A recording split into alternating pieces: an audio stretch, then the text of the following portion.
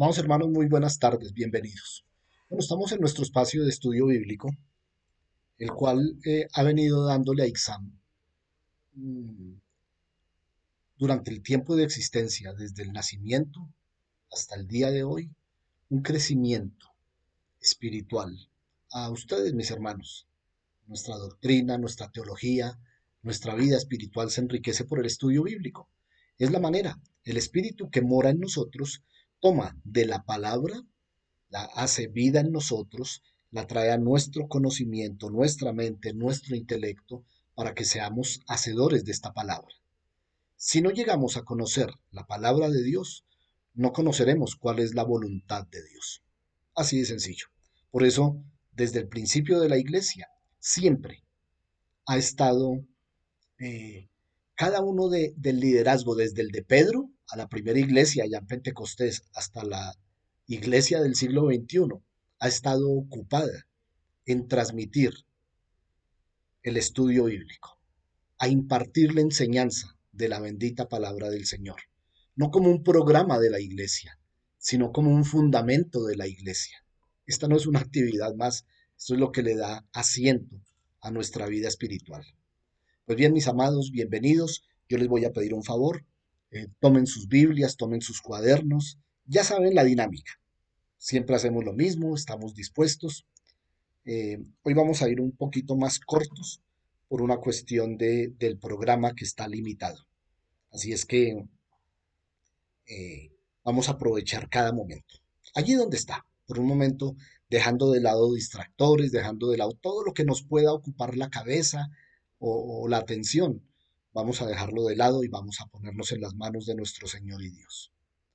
Amado Señor y Dios, Padre de bondad, Señor bueno, gracias por tanto y tanto amor, por tu misericordia y tu gracia, que hasta el día de hoy nos cobijan y nos tienen en ti. Padre bueno, ponemos este tiempo a tus pies para que sigas impartiendo a nuestra vida todos estos principios que le dan tanta claridad a nuestra vida espiritual, empezando por nuestra mente, por nuestro entendimiento, para fortalecer nuestro espíritu.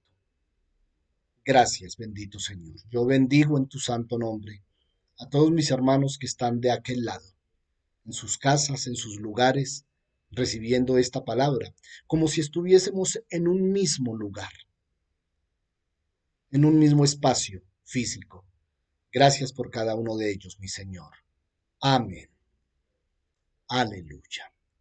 Pues bien, amados, eh, quiero recordarles lo que la semana pasada estuvimos estudiando. ¿Lo recuerdan? Estuvimos hablando hace 15 días de dos voluntades y hace 8 días hablamos de esas voluntades, cómo es que llegan a tomar una decisión o por lo que Dios quiere o por lo que Dios aborrece, es decir, lo que el diablo quiere que hagamos.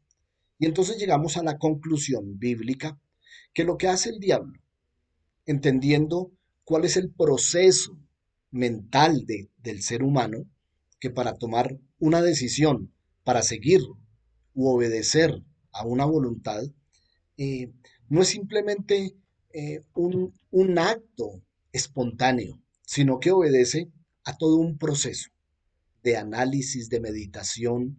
Para tomar una decisión, echamos mano de argumentos. Bueno, ¿por qué voy a hacer esto o no lo voy a hacer? ¿Qué es lo que me llama la atención o me aleja de esta decisión? ¿Qué es lo que me motiva o me acerca a dar este paso? Esos son argumentos. Y entonces vimos cómo es que la palabra de Dios nos llena de argumentos que están fortalecidos por el Espíritu Santo, argumentos que todos tienden a hacer la voluntad de Dios. Todo lo que la palabra nos indica, lo que nos está diciendo, esto es lo que Dios quiere que hagamos. A esto es a lo que apuntamos. Y entonces el diablo lo que hace es aprovechar la vulnerabilidad mental que tenemos, porque como estamos vestidos de carne, entonces juega con nuestros sentimientos, con nuestras emociones, con nuestra carne y pone argumentos que contrarresten los argumentos de Dios. Y entonces, cuando vamos a tomar una decisión, quedamos en un espacio de duda, en un dilema. ¿Qué hago? ¿Esto o aquello? Dios dice esto, pero inmediatamente sale un argumento y hablamos y pusimos muchos ejemplos. ¿Por qué no oramos? ¿Por qué no buscamos la palabra todos los días? ¿Por qué nos congregamos periódicamente, no como Dios quiere que nos congreguemos? Que nunca dejemos de hacerlo. Porque cuando lo vamos a hacer, surge un argumento. ¿Cuáles? Ya los dijimos. Ah, no, pero yo no voy a perder mi salvación si no voy. Además, estoy invitado a una celebración que, curiosamente, entre comillas, son a la misma hora y muy retirados de la iglesia. Y entonces es cuando uno, en razonamiento, valiéndose de los argumentos del Espíritu Santo, dice, sí, claro, soy un ser social, pero puedo atender las cosas de Dios y una vez haya cumplido con mi parte espiritual, voy a cumplir con mi parte social. Invitación de amigos, de la empresa, de familiares, todo lo que pueda suceder. Pues bien, eso era un recuento. Vamos a continuar hablando de argumentos y voluntades. ¿Por qué razón? Vamos a llegar al punto. Recuerda que estamos hablando de generalidades de la guerra espiritual. No estamos hablando, no hemos tomado un bosquejo esquemático para decir guerra espiritual es dos puntos. Los que intervienen en la guerra espiritual son dos puntos. Las armas de la guerra espiritual son tales, los propósitos son tales, el botín de guerra es tal. No, no hemos llegado allá. Estamos hablando de principios. Necesitamos saberlos. Yo se los explicaba cuando hablaba de mi vida militar, como yo no fui de una vez al monte con un fusil a disparar. ¿No? Tenía que saber todos estos detalles que ahora estamos estudiando. Pero quiero hacer un paréntesis que tiene mucho que ver con la guerra espiritual y es con lo que comenzamos hoy. Esto es una anécdota contada que ha sonado mucho por años y quiero que la leamos, estén atentos. Un pescador esquimal venía todos los sábados por la tarde a la ciudad. Si era esquimal, creamos que estaba ya en el Polo Norte, apartado, y entonces venía a la ciudad, a la zona urbana, y venía con dos de sus perros. Siempre traía consigo a dos perros que tenía, uno blanco y otro negro. Les había enseñado a pelear cuando les ordenaba hacerlo. Entonces, cada sábado, cuando venía a la ciudad, por la tarde en la plaza, la gente se juntaba y él ordenaba a sus perros que peleara. Y cuando los perros empezaban a pelear, él decía, hagan sus apuestas. Y entonces unos apostaban por el blanco, otros por el negro, tendrían sus argumentos y dirían, el negro es más grande, pero el blanco es más fuerte, se le ve que este tiene más ferocidad, se ve que este tiene mejor defensa, y pondrían sus argumentos y entonces hacían sus apuestas. Y la gente se juntaba y los perros luchaban. Y entonces, en unas ocasiones ganaba el perro blanco, en otras el perro negro. Pero en todas las ocasiones, el pescador, el dueño de los perros, también apostaba y siempre ganaba, siempre ganaba. No apostaba siempre por tal o por tal. Y entonces, un día le preguntaron, venga, ¿cómo es que usted siempre gana? Y él les descubrió su secreto. Les dijo, para que gane el perro negro, dejo de alimentar un tiempo al perro blanco. O dejo de alimentar el perro blanco. De esa manera gana el perro negro. Así le doy de comer, alimento, nutro al perro que yo quiero que gane.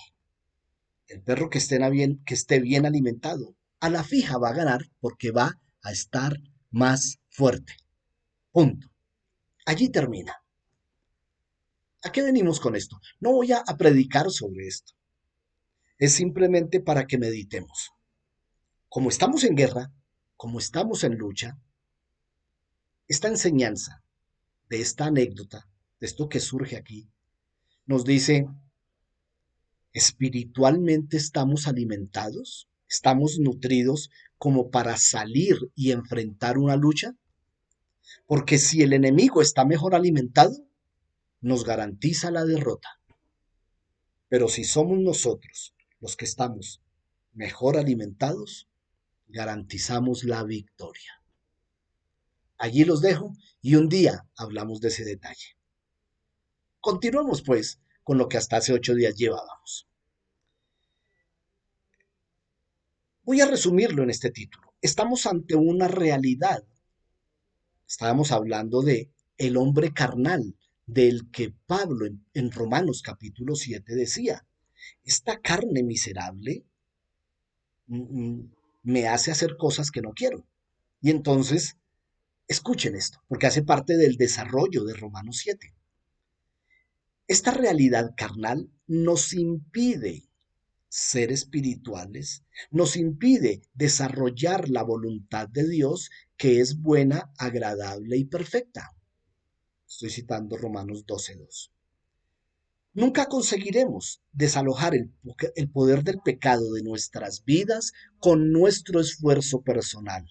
Solamente mediante Cristo, que venció el pecado y derrotó a Satanás en la cruz del Calvario.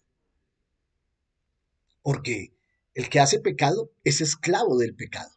Pero si el Hijo nos libertare, seremos verdaderamente libres. Cito Juan 8. Por tanto, solo un cambio de naturaleza, creada en justicia y santidad de la verdad, podrá ponernos en disposición de afrontar esta dualidad, la que Pablo decía, en el espíritu quiero agradar a Dios, pero en la carne no lo puedo hacer. Pero si estamos en Cristo, esta dualidad ya no va a existir más. Va a empezar a haber una realidad espiritual, mientras nuestra parte carnal va decayendo. Y entonces podemos amar a Dios con todo el corazón, sin doblez, sin doble ánimo, sin hacer lo que Elías allá en la Primera de Reyes, en el capítulo 17, en el Carmelo 18, decía, ¿hasta cuándo claudicaréis entre dos pensamientos? Ese doblez es el que nosotros ya en Cristo vamos a dejar. Y entonces ya la voluntad de Satanás para que pequemos ya no tendrá el dominio porque ya no somos esclavos de él. Y podremos entonces hacer la voluntad de Dios. ¿Recuerdan cómo terminamos la semana anterior en una de las diapositivas? La guerra espiritual es la guerra de dos voluntades. Y vengo a esta parte tan conocida del Sermón del Monte de Mateo en el capítulo 6. Ninguno puede servir a dos señores, porque o aborrecerá al uno y amará al otro, o estimará al uno y menospreciará al otro. ¿De quién estoy hablando? Del hombre de doble ánimo, del hombre inconstante en todos sus caminos, del que en su vida cristiana, porque asiste a la iglesia, porque está en la membresía de una iglesia, pero tiene doblez, porque pretende servir a Dios, pero en realidad todavía incurre en pecado. No cayendo en pecado, sino practicándolo, es decir, haciéndolo de su propia voluntad. Y necesito aclararles esto.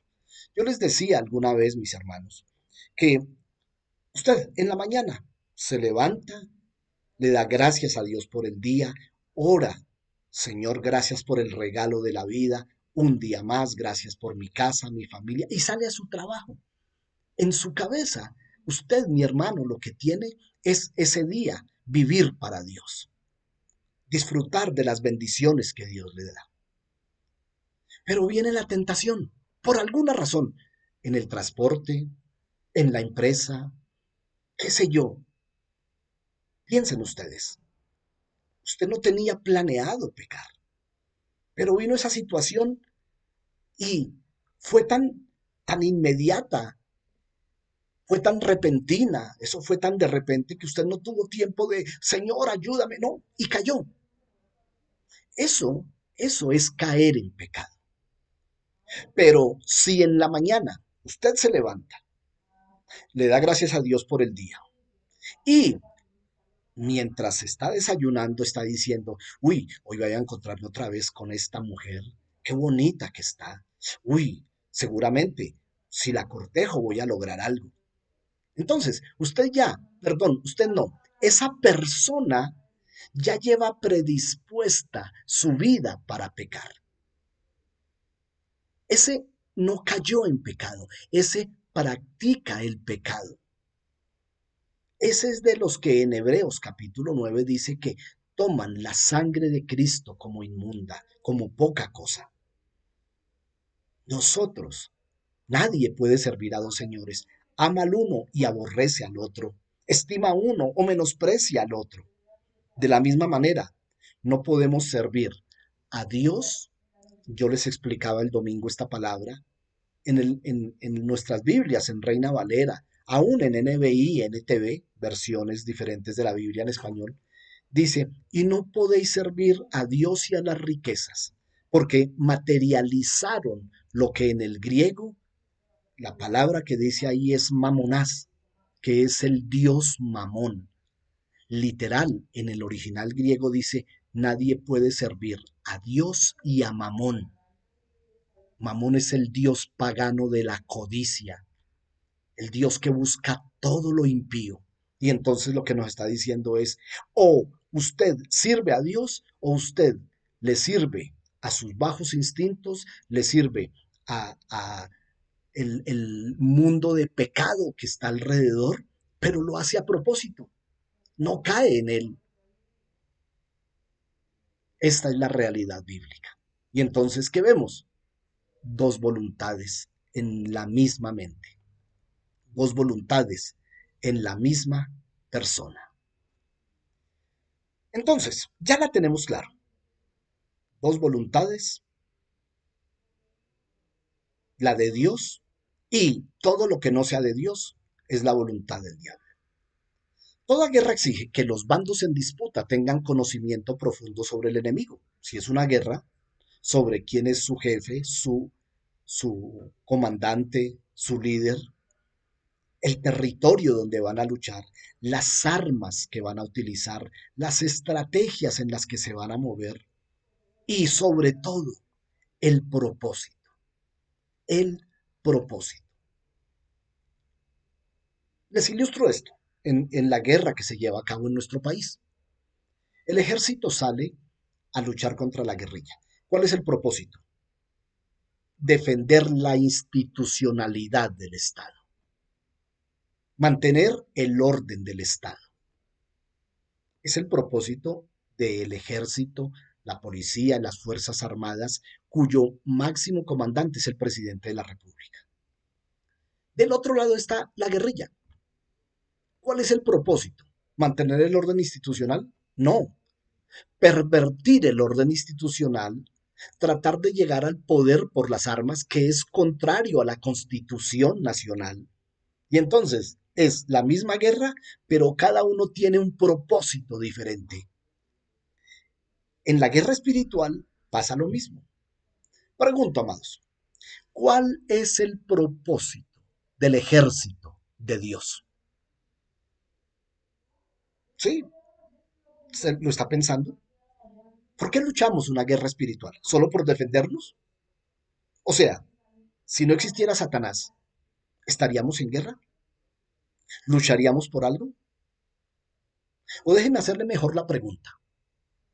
¿Cuál es el propósito de Satanás y sus huestes de maldad en esta guerra espiritual? Bueno, se los voy a decir. En la guerra espiritual, el propósito es el mismo para ambos. Ganar la voluntad, la obediencia de las almas, de los seres humanos. ¿Qué es la gran comisión? ¿Recuerdan en Romanos 1:16, cuando Pablo le dice a los romanos, porque no me avergüenzo del Evangelio, porque es poder de Dios para salvación? Y dice, primero al judío y luego al gentil. Y entonces, ¿qué es lo que quiere? ¿Qué es el Evangelio? ¿Qué es la gran comisión? Es la comunicación de las buenas nuevas para salvación. Les predicamos el mensaje para que crean. Romanos, allá en Romanos 1:16 dice, no me avergüenzo del Evangelio porque es poder de Dios para salvación a todo el que cree. Entonces, ¿qué pretende el Señor con su iglesia? Que nosotros llevemos el Evangelio. ¿A quiénes? A los que están perdidos, a los que tienen su voluntad, su mente, su vida puesta en el pecado, para ganar su voluntad y que se vuelvan de las tinieblas a la luz, de Satanás a Cristo, ganar sus almas, sus mentes, sus voluntades, darles argumentos de Dios. ¿Qué es lo que persigue Satanás? Satanás no pelea por las almas de los que están perdidos, ya los tiene. Satanás quiere, trabajando en la mente del cristiano, ganar nuestra voluntad. Mira hermano, abre el corazón y los ojos. Cuando desobedecemos a Dios, Satanás se está marcando una victoria, una batalla más que gané. Logré ganar la voluntad de este cristiano. No está orando, no se está congregando, no le está sirviendo a Dios. Está inscrito en la membresía de la iglesia, que siga inscrito, pero está haciendo lo que yo quiero, está haciendo lo contrario a la voluntad de Dios. ¿Cuál es la voluntad de Dios? Que nosotros los cristianos le obedezcamos y que llamemos a muchos más a esa obediencia. El propósito de Satanás, ganar nuestra voluntad, después de que fuimos hechos libres.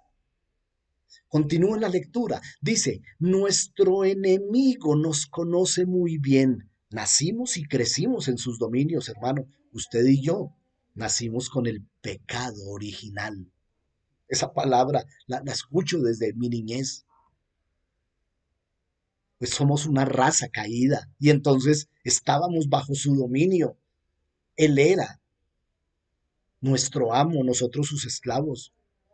Por tiempo, yo estuve por 19 años militando de su lado. Era esclavo suyo. Pero hoy que soy de Cristo, que estoy en el bando opuesto, necesito preguntarme yo y que cada uno de ustedes se pregunte, ¿conozco profundamente a mi comandante? ¿Conozco el territorio en el que me estoy moviendo? ¿En el que se pelean las batallas? Soy consciente que uno de esos territorios es mi propia mente, mis pensamientos. ¿Conozco las armas de mi milicia? Recuerda que yo les contaba que a los 5 meses yo ya sabía, todo soldado ya sabe, con los ojos cerrados, armar y desarmar el fusil. Así le pongan las partes regadas, uno las palpa y donde nota, este perno es aquí, este resorte es aquí, este disparador es aquí, este pasador.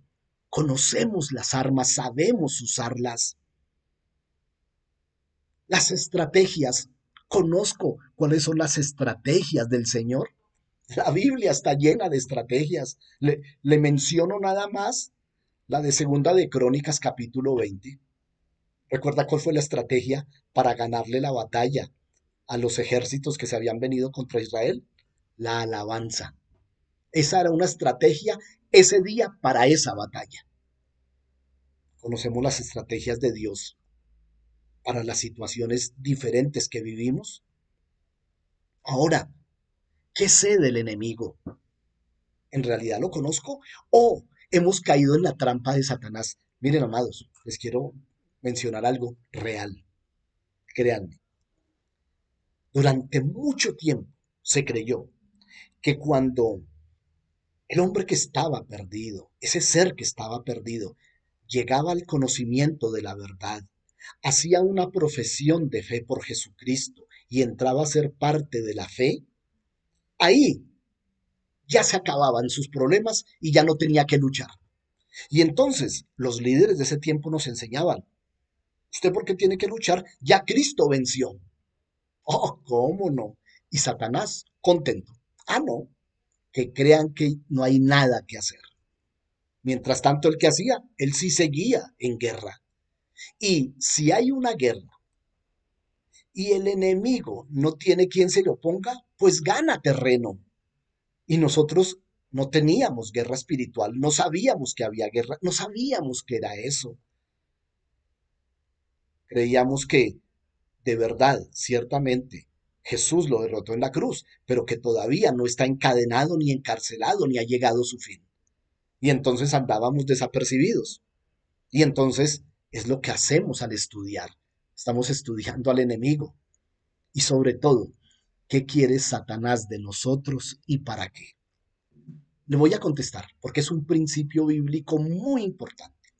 Quiere mi obediencia. ¿Cómo logra mi obediencia? Poniendo argumentos para que yo desobedezca a Dios. Y al ganar mi obediencia, logra el propósito general, que es, Jesús lo reveló en Juan 10:10, porque el enemigo vino a robar, matar y destruir. ¿A quién? A aquel a quien le ha ganado su voluntad, aquel a quien ya le ha logrado la obediencia. Yo les digo una cosa, amados. Si estamos en el centro perfecto de la voluntad de Dios, Satanás no tiene parte con nosotros. Sí, luchará, nos pondrá trampas, acechanzas, todo lo que quieran. Rugirá como león, pero mientras estemos, mientras nuestra obediencia permanezca con Dios, no nos puede robar, matar y destruir. ¿Qué roba? ¿Roba la paz? ¿Conocen cristianos que no tienen paz en sus vidas? Se las ha robado Satanás. Primero le dieron la obediencia, primero le dieron su voluntad, primero hicieron caso de sus argumentos. Y una vez estaba en su dominio, les dijo, vengan para acá, le voy a robar la paz, le voy a matar los sueños, le voy a matar los planes, le voy a destruir su matrimonio, le voy a destruir su familia. A eso vino Satanás. No podemos servirle. Esa es la guerra. Estamos en una guerra de verdad. Qué cosa tan complicada.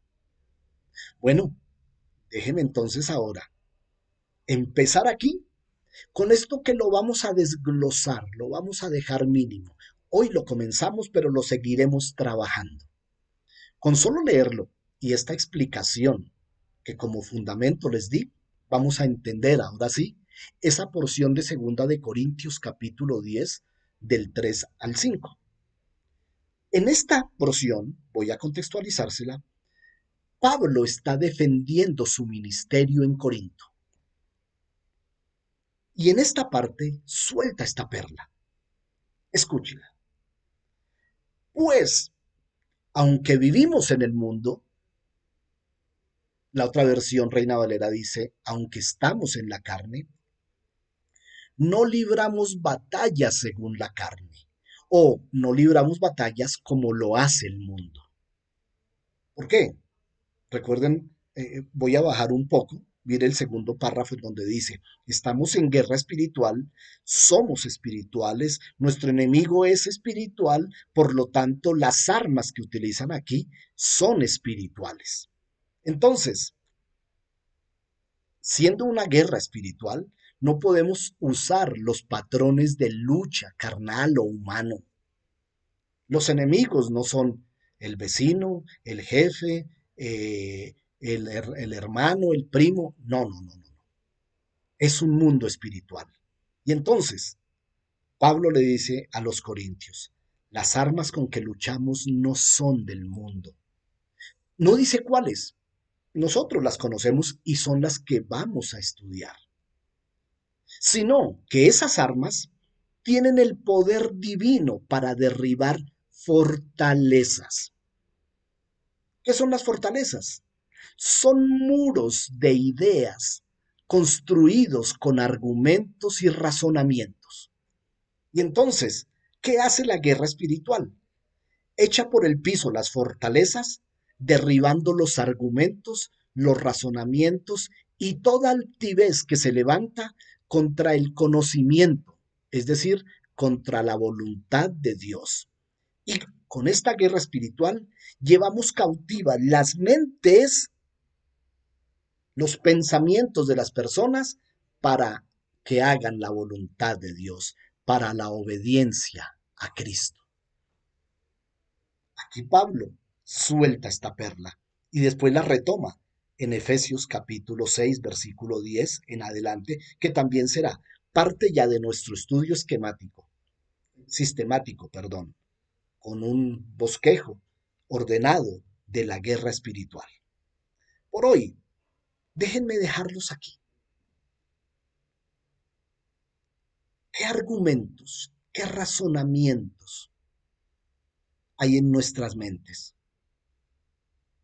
Piense que cada argumento, cada razonamiento, puestos el uno al lado del otro, el uno sobre el otro, van construyendo un muro que se convierte en una fortaleza. ¿Qué pasa cuando hay una fortaleza? Que no hay forma de entrar. Alguien que escucha argumentos del diablo, alguien que razona con argumentos del diablo, llega a construir una fortaleza. Y cuando el pastor, el líder o el hermano va a hablar con esa persona, con ese hermano, para hacerlo recapacitar, ya hay un muro, hay una fortaleza.